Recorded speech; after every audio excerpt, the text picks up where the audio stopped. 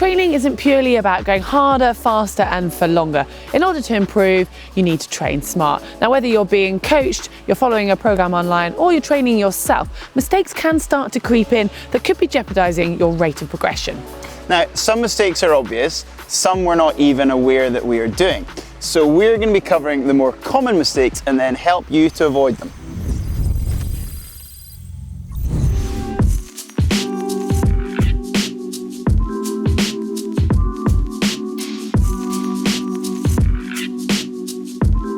Training is training, not racing, and that might sound obvious, but it really doesn't matter what others are doing around you. Trust in your own program. Getting beaten in training might seem hard at the time, but think about the bigger picture. You're the one who's going to be laughing when you're winning on race day.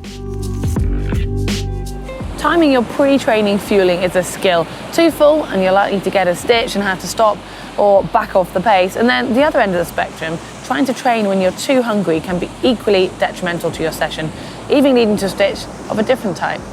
And then look at the type of session you've got coming up. If it's a long aerobic bike ride, you want to have plenty of carbs that are slow releasing to keep you going. But then on the other hand, if you know you've got a tough lactic threshold type swim session, you're not going to want to eat anything substantial in the 2 hours leading up to it. Otherwise, you're quite likely to see it again.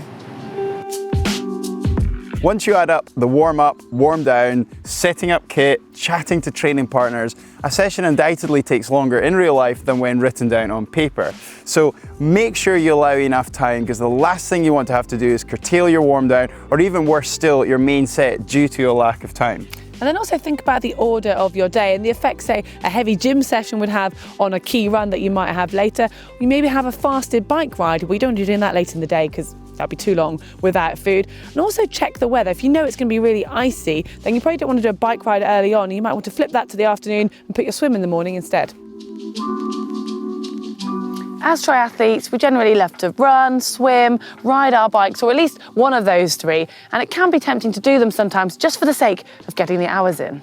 It might look good on your weekly schedule if you've clocked up lots of miles and hours, but realistically, this is not what's going to make you a better athlete. It comes back to training smart. Quality beats quantity.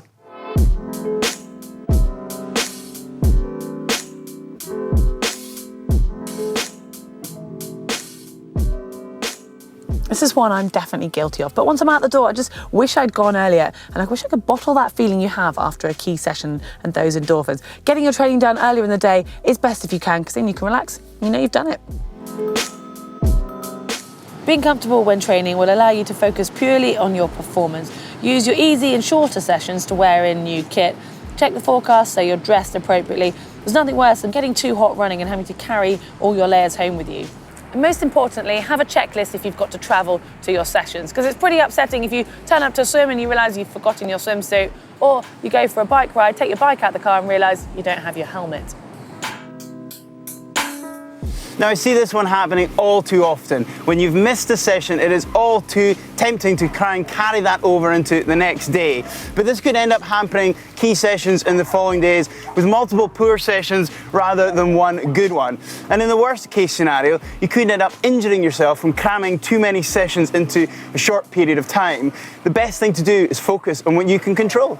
All right, hands up. I know that I am most certainly guilty of quite a few of those, but I want to know if you are. So be honest with me and let me know in the comments section below. Yeah, if we have helped you avoid some mistakes, hit that thumb up like button. If you're not already subscribed, then there is a big old globe on the screen, so hit that to get all the other GTN videos. And if you want to see one that we did about training in Zone 3, you can get that here.